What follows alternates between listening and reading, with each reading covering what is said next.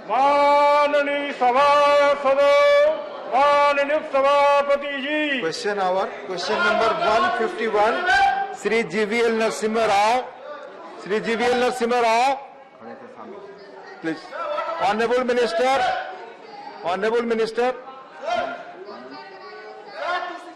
माननीय मंत्री,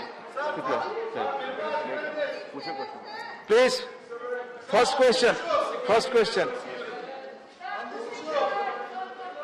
question hour, माननीय सदस्यगण, क्वेश्चन आवर आपका आवर है, आप अपनी सीटों पे जाएं। माननीय उपसभापति जी, प्रश्न के उत्तर में माननीय मंत्री जी ने जवाब ये दिया कि उत्तर प्रदेश को केंद्रीय और केंद्र द्वारा प्रायोजित विभिन्न योजनाओं के तहत 2020-21 में लगभग 1,40,500 सवाल और जवाब रिकॉर्ड पे जा रहे हैं। सर, मैं केंद्र सरकार के द्वारा उत्तर प्रदेश को 19-20 के तुलना में वर्ष 20-21 में लगभग 40,000 करोड़ अधिक हो चुका है। इसके लिए मैं माननीय प्रधानमंत्री जी को, श्री नरेंद्र मोदी जी को धन्यवाद देना चाहता हूं और माननीय मुख्यमंत्री योगी जी को भी बधाई देना चाहता हूं इतने बड़े पैमाने पर इन राशि को उपलब्ध करने के लिए। मेरा सप्लीमेंट्री है सर, पहला सप्लीमेंट्री मैं माननीय मंत्री जी से जानना चाहता हूं कि उत्तर प्रदेश में कोरोना के साल में 2021-22 में कोरोना से लड़ने के लिए जो माननीय प्रधानमंत्री जी ने प्रधानमंत्री गरीब कल्याण योजना का जो घोषणा किया था, तो उस प्रधानमंत्री गरीब कल्याण योजना के तहत क्या क्या सहायता उत्तर प्रदेश को दिया गया, ये माननीय मंत्री जी से मेरा प्रश्न है। धन्यवाद। धन्यवाद सभापति महोदय। माननीय सदस्य ने बहुत ही अच्छा प्रश्न उठाया है। प्रधानमंत्री गरीब कल्याण योजना पैकेज के तहत पूरे देश में सहायता देने का कार्य किया गया, लेकिन माननीय सदस्य ने उत्तर प्रदेश का प्रश्न किया है। मैं बताना चाहता हूं कि प्रधानमंत्री गरीब कल्याण अन्न योजना के तहत 56,16,000 मीट्रिक टन अनाज 14 करोड़ 20 लाख लाभार्थियों को वितरित किया गया। प्रधानमंत्री उज्ज्वला योजना के तहत 2 करोड़ 71 लाख LPG रिफिल वितरित किए गए।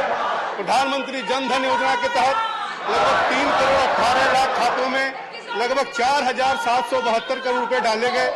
राष्ट्रीय सामाजिक सहायता कार्यक्रम के तहत के अंतर्गत लगभग 52,57,000 लाभार्थियों को 525 करोड़ रुपए दिए गए। कर्मचारी भविष्य निधि के अंतर्गत लगभग 2,30,000 से ज्यादा कर्मचारियों को लगभग 157 करोड़ रुपए की मदद दी गई। प्रधानमंत्री गरीब कल्याण अन्न योजना दलहन के तहत 2,70,000 मीट्रिक टन दलहन लगभग 3 करोड़ 34 लाख लाभार्थियों को वितरित किया गया। भवन और निर्माण श्रमिक कल्याण कोष के तहत लगभग 18,25,000 लाभार्थियों को कुल लगभग 353 करोड़ रुपए जारी किए गए। जिला खनिज के तहत 46 लाख रुपए को उत्तर प्रदेश को दिया गया। दूसरा सप्लीमेंट्री। सर, इतनी बड़ी मात्रा में उत्तर प्रदेश की सहायता करने के लिए मैं माननीय प्रधानमंत्री को फिर एक बार धन्यवाद देता हूं।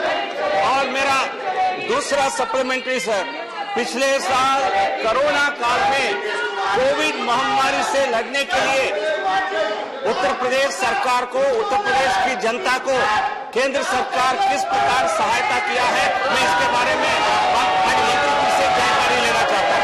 धन्यवाद। कोविड महामारी से पूरा दुनिया जूझ रहा है, लेकिन भारत में हमारे प्रधानमंत्री जी ने उससे लड़ने के तमाम उपाय किए हैं। कोविड-19 में भारत सरकार द्वारा उत्तर प्रदेश राज्य को सभी प्रकार की सहायता की गई है। जैसे प्रधानमंत्री गरीब कल्याण अन्न योजना को मैं पहले भी बताया कि 56,16,000 मीट्रिक टन 14 करोड़ 20 लाख लाभार्थियों को वितरित किया गया। प्रधानमंत्री योजना के तहत 2 करोड़ 71 लाख LPG रिफिल वितरण किए गए। प्रधानमंत्री जन धन योजना के तहत लगभग 3 करोड़ 18 लाख खातों में लगभग 4,772 करोड़ रुपए डाले गए। इमरजेंसी क्रेडिट गारंटी योजना लाइन योजना के तहत 9 जुलाई 2021 तक उत्तर प्रदेश में 7,00,000 90,000 गारंटी प्रदान की गई। पीएम स्वनिधि के अंतर्गत खातों में 6,64,000 को मदद पहुंचाया गया। प्रधानमंत्री मुद्रा खातों की संख्या जिनमें ब्याज सहायता दी गई 1,56,00,000 है। ऐसे तमाम चीजों से जनता की मदद करने का काम हमारी सरकार ने किया था। डॉक्टर अशोक वाजपेयी, श्री अशोक वाजपेयी, बस एक ही है। माननीय सभापति महोदय, आपके माध्यम से मैं देश के यशस्वी प्रधानमंत्री माननीय नरेंद्र मोदी जी और वित्त मंत्री श्रीमती सीतारमण जी को हृदय से बधाई देता हूं कि उन्होंने उत्तर प्रदेश की केंद्रीय और केंद्र प्रोत्साहित योजनाओं के लिए लगभग 3 वर्षों में लगातार पर्याप्त धनराशि उपलब्ध कराने का काम किया। मैं आपके माध्यम से माननीय मंत्री से जानना चाहता हूं कि कोविड महामारी की तीसरी लहर की आशंका को देखते हुए उत्तर प्रदेश की स्वास्थ्य सेवाओं को सुदृढ़ करने के लिए क्या माननीय वित्त मंत्री जी अतिरिक्त धनराशि उत्तर प्रदेश को मुहैया कराने की कृपा करेंगी? माननीय सभापति महोदय, स्वास्थ्य को ध्यान में रखते हुए एक भारी बजट ऐलान किया गया है और निश्चित तौर से सदस्य जो चाहते हैं उत्तर प्रदेश की भरपूर मदद किया जाएगा।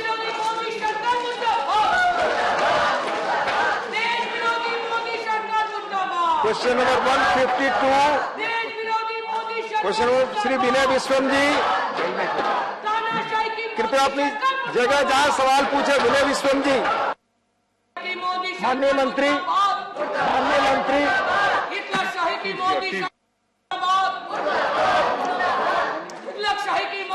Question doctor M Thambidurai, thank you very much sir. I want to know from the Health Minister, first of all I appreciate Honorable Prime Minister Modi ji has taken very seriously health care of this country. You have not had a lot of funds for the program. Under the Ayush Bharat Pradhan Mantri Arogya Yojana, lakhs of crores of rupees allocated for the welfare of the people. I am appreciating that. At the same time, I want to know from the Honorable Minister, the allocations made for Tamil Nadu somewhat less. Once we have got more fund also, especially 2021, 1920, this period, our ADMK government was in the power. Honorable former Chief Minister Edappadi Palaniswamy has taken lot of efforts in the healthcare along with the help of the central government. Therefore, I want to know from the Honorable Minister, as Prime Minister expecting to do lot of things for this country, whether you will debrief in your question or Tamil Nadu healthcare program. Thank you. Answer.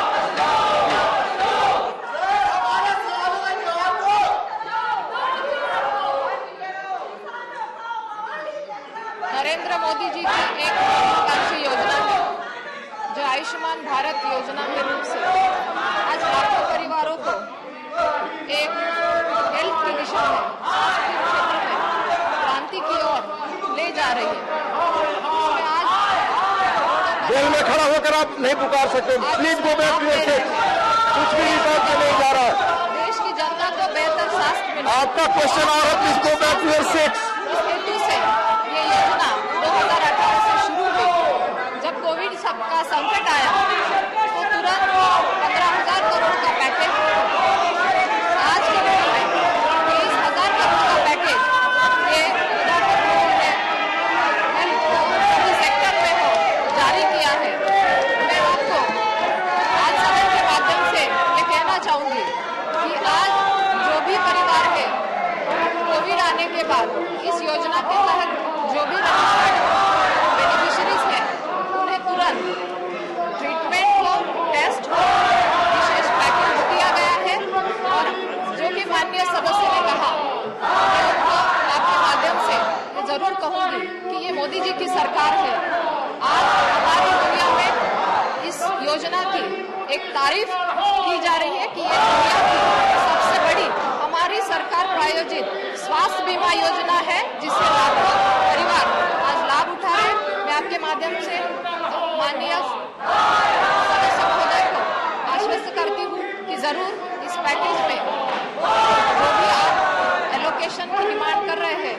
मिला भी है और भी मिलेगा। श्री रामनाथ ठाकुर जी, रामनाथ ठाकुर जी। मैं आपके माध्यम से मंत्री जी से जानना चाहता हूँ, जो समस्या है बिहार प्रांत में कितने राशि उपलब्ध कराए गए और कितने राशि की जरूरत है। हम आपके माध्यम से यह जानना चाहते हैं कि अभी बिहार राज्य को कोविड के फंड में कितना रुपया दिया गया। धन्यवाद।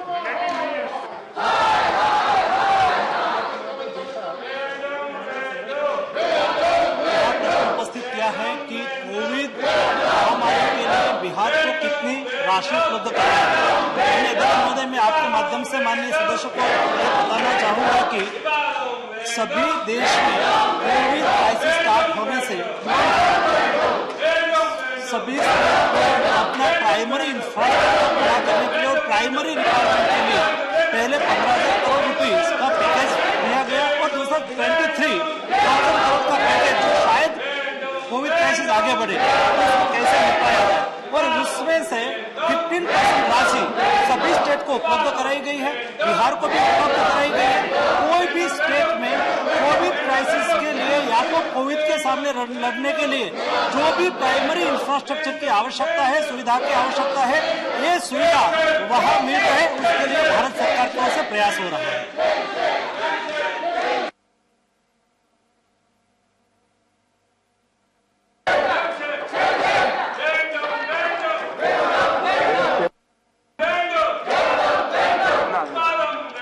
श्रीमती कांता करदम, श्रीमती कांता करदम, श्रीमती कांता करदम, प्लीज। आपका माइक ऑन नहीं, आगे का माइक ऑन है, आप अपनी जगह पर हैं। कांता करदम, लोग ले सके इसके लिए सरकार क्या क्या प्रयास कर रही है और उत्तर प्रदेश के कितने लोगों को इसका लाभ मिला है।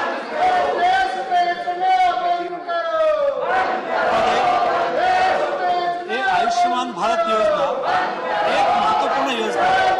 आज से जब ओबामा गवर्नमेंट थी तब अमेरिका में एक हेल्थ केयर योजना शुरू की थी और उसका कवरेज था 10 करोड़ लोगों को हेल्थ फैसिलिटी प्रोवाइड करा था और ये योजना दुनिया में ओबामा केयर से पॉपुलर हुई थी। माननीय अध्यक्ष महोदय, आपके माध्यम से मुझे बताते हुए खुशी हो रही है कि भारत में आयुष्मान भारत योजना में 10 करोड़ फैमिली यानी कि 50 करोड़ लोगों को इसका लाभ मिल रहा है। पूरी गति से सारे देश में कार्यक्रम चल रहा है। 16 करोड़ कार्ड निकाला गया है और उसमें से 2 करोड़ लोगों को 5 लाख तक की राशि के मुताबिक उसके जो ट्रीटमेंट का खर्च हुआ है ये राशि से उपलब्ध कराया गया है। माननीय अध्यक्ष महोदय, गरीबों के लिए बहुत महत्वपूर्ण योजना है।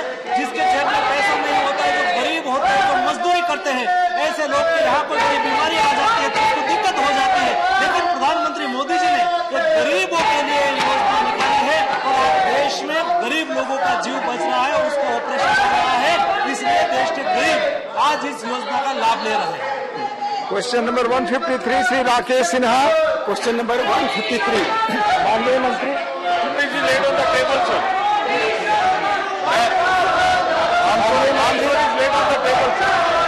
Answer is laid on the table. First supplementary.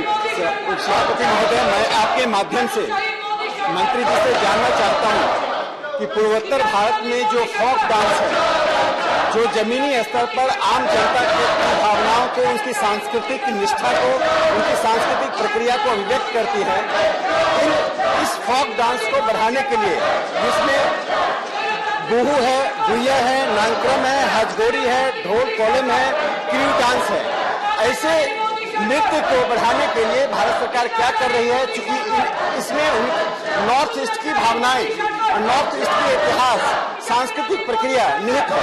यही मुझे जानना है, संक्षेप में सरकार क्या प्रयास कर रही है? धन्यवाद डिप्टी चेयरमैन सर। माननीय सदस्य ने बहुत ही महत्वपूर्ण प्रश्न किया है। नरेंद्र मोदी सरकार की ये प्राथमिकता है कि पूरे देश की संस्कृति का संरक्षण हो, कल्चर को हम प्रमोट करें। विशेष करके नॉर्थ ईस्ट की जो संस्कृति है उसमें जो डांस है, उसमें जो म्यूजिक है, म्यूजिक इंस्ट्रूमेंट है, थिएटर है, तो सबका विकास करने के लिए संगीत नाटक अकादमी है। वहां जो साहित्यकार है उनका विकास करने के लिए साहित्य अकादमी है। ललित उनकी कलाएं, ललित कलाएं हैं, जितने भी आर्ट हैं उनका डेवलपमेंट करने के लिए ललित कला अकादमी है। मैं माननीय सदस्य को ये कहना चाहता हूं कि नरेंद्र मोदी सरकार ने एक और प्रयोग किया नॉर्थ ईस्ट के लोगों की कला के विकास के लिए। जैसे हजागरी, आपका त्रिपुरा का डांस है, उनके हजागरी जो त्रिपुरा का डांस है वो विलुप्त होता जा रहा था, लेकिन नरेंद्र मोदी सरकार ने वहां पद्मश्री देकर के उस डांस को जिंदा रखा है, म्यूजिक इंस्ट्रूमेंट को जिंदा रखा है। ऐसे नरेंद्र मोदी की सरकार नॉर्थ ईस्ट की संस्कृति का संरक्षण करने के लिए निरंतर प्रयत्नशील है। दूसरा सप्लीमेंट्री स्वामी राकेश जी। उपसभापति महोदय, नॉर्थ ईस्ट में स्वतंत्रता आंदोलन में बड़ी भूमिका निभाई है। 14 अप्रैल 1944 को आईएनए ने वहां झंडा ब्रिटिश सरकार को परास्त किया था। तो मोइरंग में, जो इम्फाल से 45 किलोमीटर दूर मोइरंग है, वहां पर दो ऐतिहासिक चीजें हैं। एक तो आईएनए का म्यूजियम है, दूसरा आईएनए का हेडक्वार्टर है, जो इंडियन नेशनल आर्मी का आजाद हिंद फौज का हेडक्वार्टर बनाया गया था। वह हेडक्वार्टर आज भी निजी हाथों में है। वह एक आर्किटेक्चर की दृष्टि से, ऐतिहासिक दृष्टि बहुत ही महत्वपूर्ण है। मैं संस्कृति मंत्री जी से जानना चाहता हूं और मांग भी करता हूं, क्या वह निजी हाथों में जो हेडक्वार्टर है आईएनए का, उसे सरकार अधिग्रहण करेगी और उसे एक हिस्टोरिकल, एक नेशनल हेरिटेज डिक्लेयर करेगी? धन्यवाद। माननीय मंत्री जी। धन्यवाद उपसभापति जी। माननीय सदस्य ने जो आईएनए का विषय उठाया है, हमारा आजादी का अमृत महोत्सव हमारे 15 अगस्त 2021 से 15 अगस्त 2022 तक चलेगा। उसमें आईएनए के संबंधित जितने भी आपके हेरिटेज के संस्थान हैं या उनसे संबंधित जितने भी आपके संस्थाएं हैं या इंस्टीट्यूशन है, उनका पूरा अमृत महोत्सव के दौरान डेवलपमेंट करने का सरकार पूरा प्रयास करेगी। Shri Sujeet Kumar. Deputy chairman sir, Odisha में केबी के डिस्ट्रिक्ट हैं जो ट्राइबल डोमिनेटेड है और जहां पे आदिवासियों का जनसंख्या सबसे ज्यादा है। उनका एक unique culture, dance, folklore, music है सर।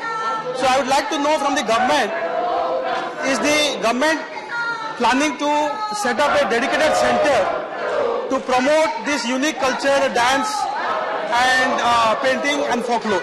Thank you sir. संबंधित इलाकों में हमारा एक centre for cultural resources and training centre होता है, एक कल्चरल जोन भी होता है। तो जो उड़ीसा की जो माननीय सदस्य ने मुद्दा उठाया है, वो सीसीआरटी के माध्यम से और हमारे जो कल्चरल जोन है उनके माध्यम से, उनके जितने भी जो कलाएं हैं, जितने भी आर्ट है, जितने भी म्यूजिकल इंस्ट्रूमेंट है, जितने भी गाने वाले लोग हैं, उनका संरक्षण करने के लिए सरकार प्रतिबद्ध है। श्री कामाख्या तासा। श्री कामाख्या तासा। थैंक यू चेयरमैन सर, आपने बोलने का पूछने का मौका दिया। मैं मंत्री जी से धन्यवाद करता हूँ। क्या वो विस्तृत रूप से इंसाफ भी है और आर के सिन्हा जी भी पूछा है।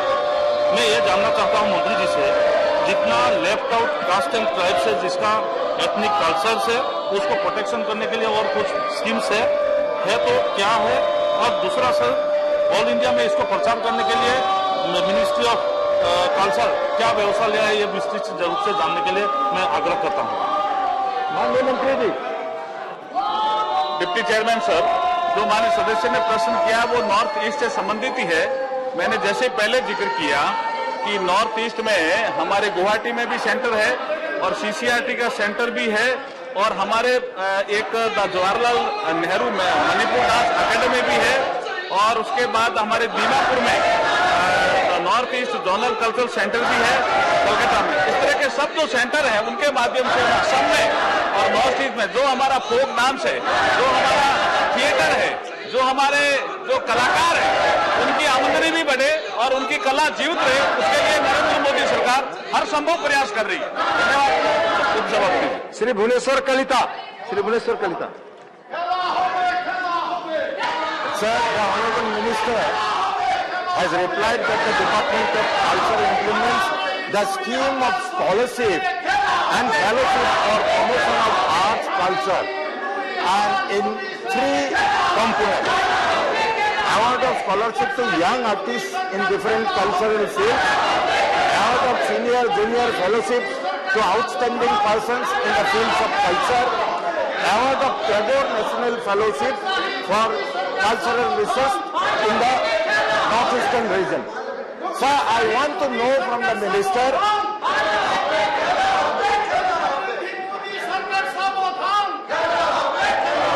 scholarships and fellowships up till now, and how many has been awarded up till now? Thank you, sir. धन्यवाद deputy chairman sir.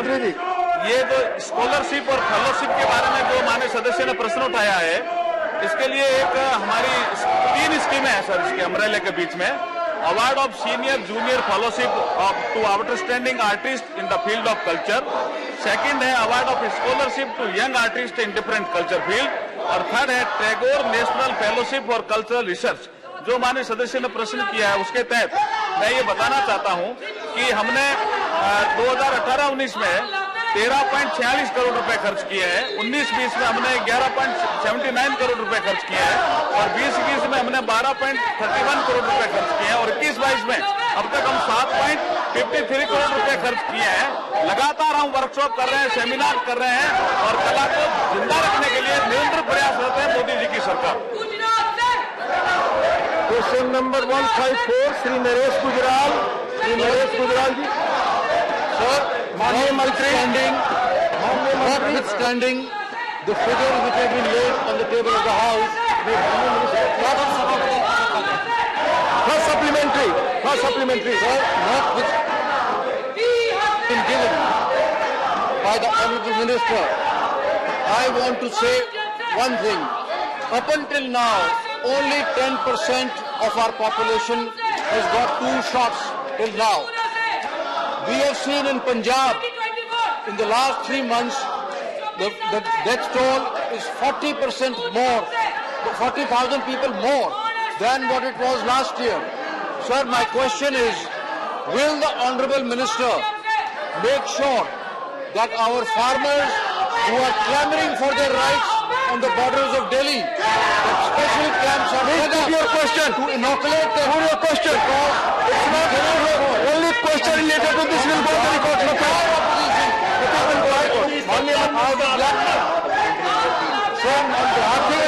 Opposition, you are supposed to ask the government to withdraw these draconian laws. माननीय मंत्री आप जवाब दें। ये question है, इससे संबंधित क्वेश्चन पूछेंगे, उसी का जवाब दे सकते हैं, बाकी चीजों के लिए। Thank you. I move to 15 Shri Sushil Kumar Modi. Sushil Kumar Modi.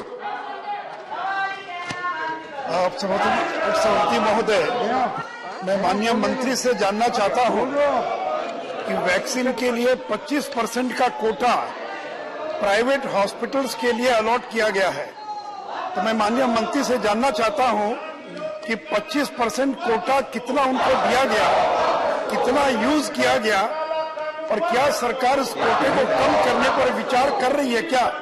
क्योंकि वो खर्च नहीं कर पा रहे हैं, इसलिए जो बचा हुआ कोटा है, क्या राज्यों को देने के बारे में सरकार विचार कर रही है क्या? माननीय अध्यक्ष महोदय, वैक्सीन भारत सरकार सरकारी वैक्सीनेशन सेंटर से फ्री में वैक्सीन दे रही है। उसके अलावा जो कंपनी वैक्सीन प्रोडक्शन करेंगे उसमें से 75% गवर्नमेंट करेगी और गवर्नमेंट फ्री वैक्सीनेशन करेगी, और उसमें से 25% वो प्राइवेट हॉस्पिटल खरीद करेगी, और प्राइवेट हॉस्पिटल अपनी फीस लेके वो प्राइवेट और देश का नागरिक खर्च करके वैक्सीन लेना चाहे तो वैक्सीन ले सकते हैं। उसके तहत हमने 1 महीने में देखा प्राइवेट जो 25% की खपत नहीं हो रही थी 7 से 9% केवल कंपनी से प्राइवेट हॉस्पिटल में ऊपर हमने तय किया कि प्राइवेट हॉस्पिटल का तो वो सरकारी कोटा में दिया जाए। सरकार ने सभी कंपनियों को बता दिया है और सरकार उससे ले रही है और देश के नागरिकों को वैक्सीनेशन लगा रही है। इसलिए इंजेक्शन देना जरूरी नहीं है। जो प्राइवेट से हॉस्पिटल खरीदे इतना प्राइवेट में ले, बाकी सरकार उससे सप्लाई दे रही है, इसलिए वैक्सीनेशन अच्छी तरह से चल रहा है। Shri Amar Patnaik ji. Thank you, sir. Sir, it has already been said by the World Bank and the IMF that the best economic policy currently is the health policy, and in health policy, the paramount importance in vaccine policy. Honorable Chief Minister of Orissa, Sri Naveen Patnaik, has already relied a lot of importance on the vaccine policy, and therefore, I think the House will be very happy to learn that Bhubaneswar is the first city in the entire country which has vaccinated its entire population. That is because of the supply of vaccines. Honorable Chief Minister has said that if we are given 3 lakh vaccines per day also, we will be able to administer. Therefore, I would like to know from Honorable Minister that in the vaccine policy, whether they have factored in 2 important things. One is the rollout plan for 12 to 18 years. Whether there will be a need for a third and the 4th dose, then whether we can cope up with it, and whenever there is also a chance of whether there is a self-reliance for our API product instead of getting it from abroad, whether we can do it ourselves. Thank you so much.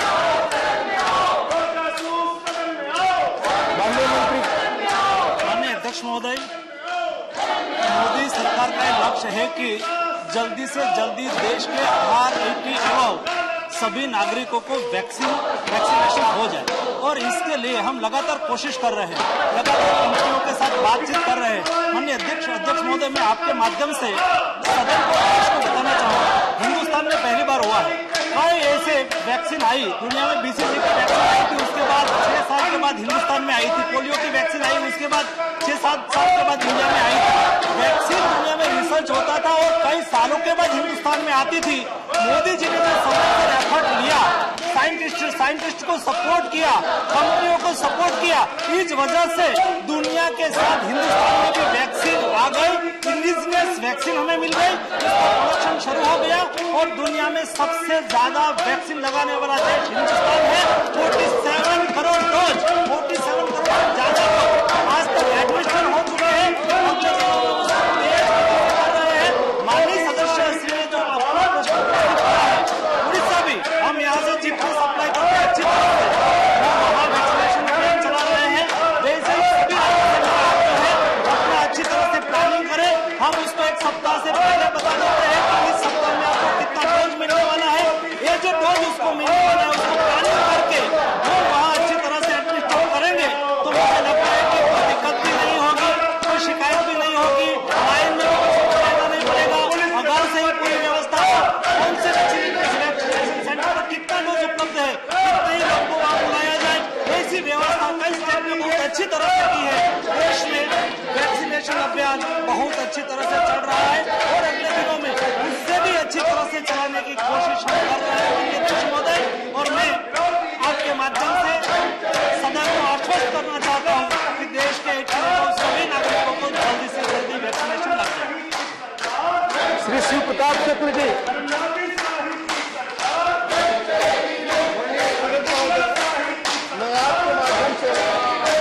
मैं आपके माध्यम से माननीय मंत्री जी से जानना चाहता हूँ, जहाँ तक मेरी जानकारी में है, भारत वो पहला देश है जो विश्व में सर्वाधिक वैक्सीन लोगों को अपने यहाँ लगावा, वो पहला देश बन गया है। उसके बावजूद भी वैक्सीन की गति तेज होते हुए भी मैं माननीय मंत्री जी से जानना चाहूंगा क्या और अधिक कंपनियों से भी करार कर करके वैक्सीन मंगा करके त्वरित गति से भारत के लोगों को माननीय मंत्री जी। वर्तमान समय में भारत बायोटेक और इंस्टीट्यूट 2 कंपनी हमें वैक्सीन उपलब्ध करवा रही है। स्पुतनिक का वैक्सीन भी हमें यहाँ उपलब्ध भी हो गया है और यहाँ बनना शुरू भी हो गया है। अगले दिनों में बायोलॉजिकल इवेंट्स कंपनी मार्केट में आ रही है। जाइडस कैडिला कंपनी का इमरजेंसी ऑथराइजेशन के लिए उन्होंने अप्लाई कर दिया है। जल्द से जल्द उसको भी emergency use authorisation expert committee का ओपिनियन के बाद मिल जाएगा। और नोवावैक्स कंपनी भी अगले दिनों में मार्केट में आ रही है। इंडिया की दूसरी 4 कंपनी, 2 कंपनी वैक्सीन ऑलरेडी शुरू कर दिया है, एक कंपनी वैक्सीन बनाने की तुरंत ही आ रही है। और अगले दिनों में हमारी अपेक्षा है कि अक्टूबर नवंबर तक और इंडिया की 4 कंपनी यहाँ इंडिजिनियस वैक्सीन बनाएंगे और देश की जरूरियात को पूरी करेंगे।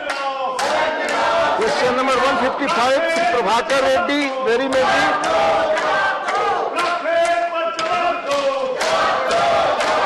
सर 155 माननीय मंत्री sir answer is made on the table of the house. First supplementary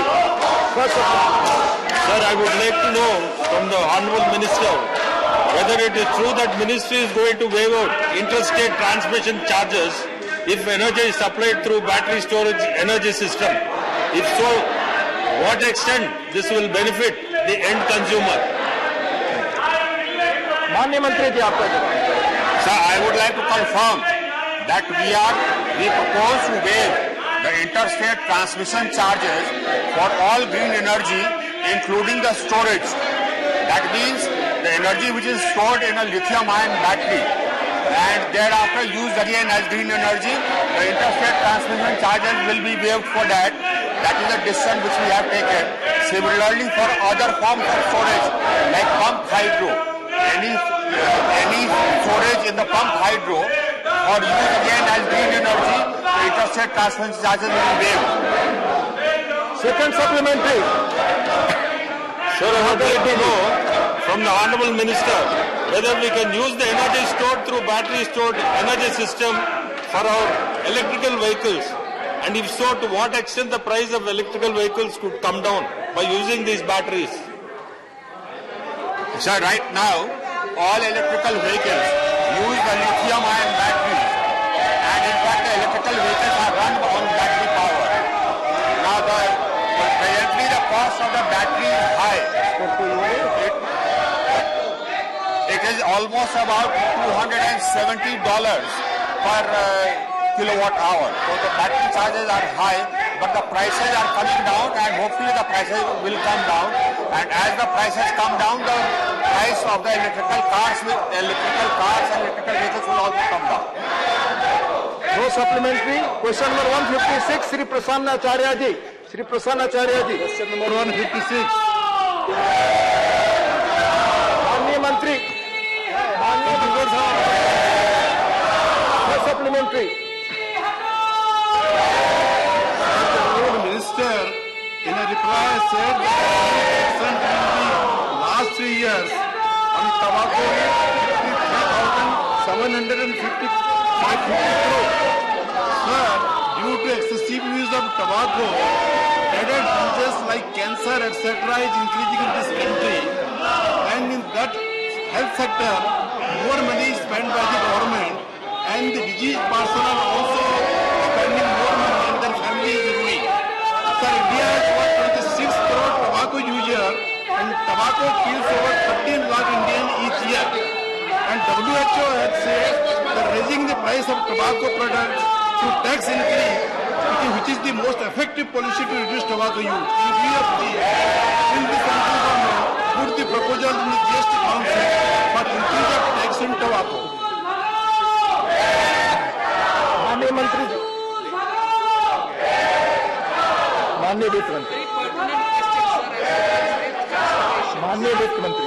And the members' suggestion that the WHO and many other organizations have asked for raising the cost of the price of tobacco-related items. In the माननीय मंत्री की आवाज ही नहीं बढ़ते जा रही है। ministers who have been given a terms of reference to see if on the capacity of a producing unit where evasion is high, we can consider looking at an increase in the price. Such items such as tobacco have also been put into that list. We'll wait for the GOM to come back with their recommendations. Second supplementary. Prasanna Acharya ji. Sir, I would like to know from the Honorable Minister what is the percentage of effective tax burden for cigarette, BD and other smokeless tobacco and whether WHO has recommended a tax burden of at least 75% for all tobacco products.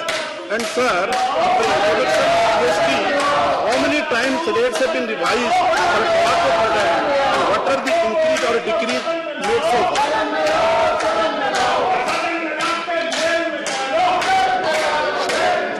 Sir, on tobacco-related products,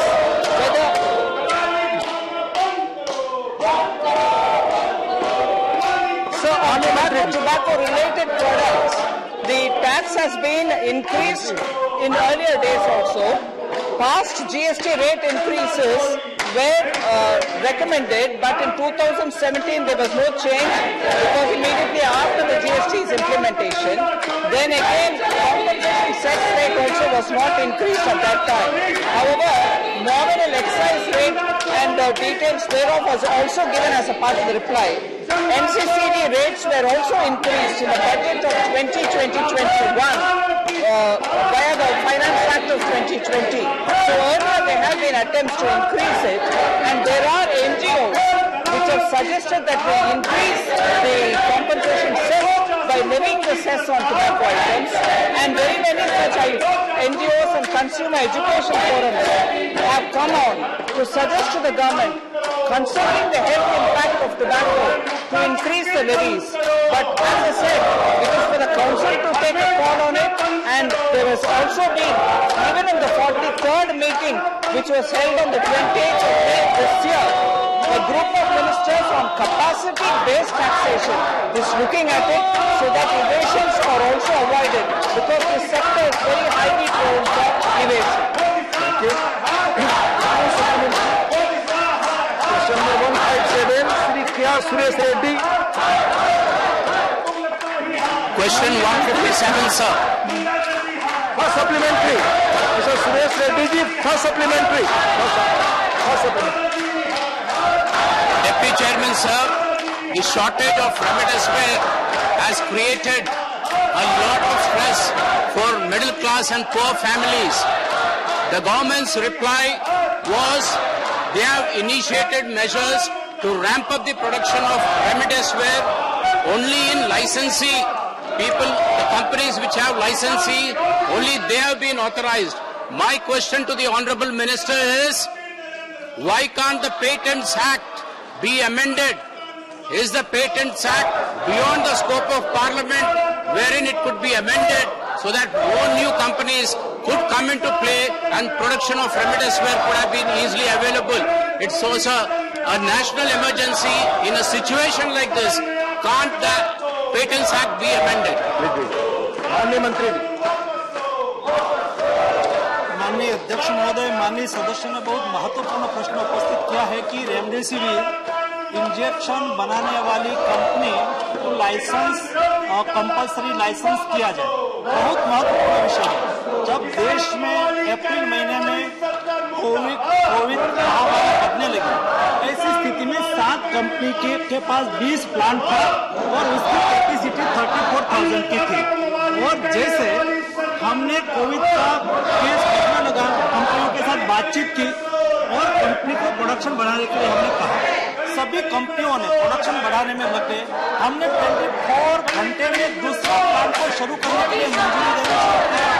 1-1.5 महीने में 20 plant का 20 plant से 62 plant हो गया और 34,000 की capacity थी, वो 3,25,000 की कैपेसिटी हो गई और देश में प्रोडक्शन होना चालू हो गया। माननीय सदस्य ने कहा कि क्या हम मान कर सकते हैं? माननीय अध्यक्ष महोदय, इश्यू नहीं था, इश्यू था प्रोडक्शन का रॉ मटेरियल। हम शायद कोई टेक्निक को वेव कर दे तो क्या रातों रात वो देश में प्रोडक्शन हो जाएगा? जी नहीं, क्योंकि उसके लिए रॉ मटेरियल है, वो भी पेटेंटेड होता है और रॉ मटेरियल को इंडिया में सब बनता है, ऐसा नहीं है। कई रॉ मटेरियल में इम्पोर्ट करना पड़ता है। बीडीसी करके एक रॉ मटेरियल था जो इंडियन कंपनी के पास था, हमारा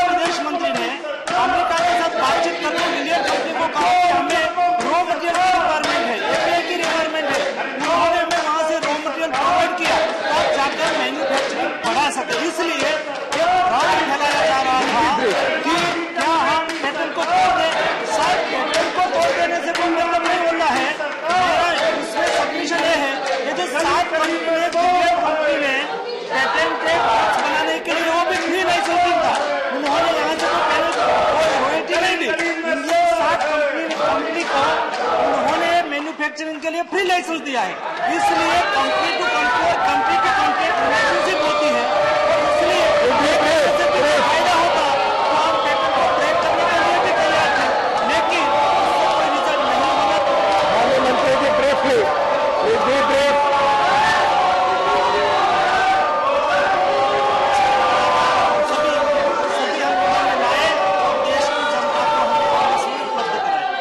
Second supplementary, Mr. Reddy. Deputy Chairman, sir, the National Pharmaceutical Pricing Authority, which is ensuring the supply, will they keep a watch on the pricing periodically and make necessary recommendation to the states to control the price? माननीय मंत्री संक्षेप में उत्तर दें कृपया।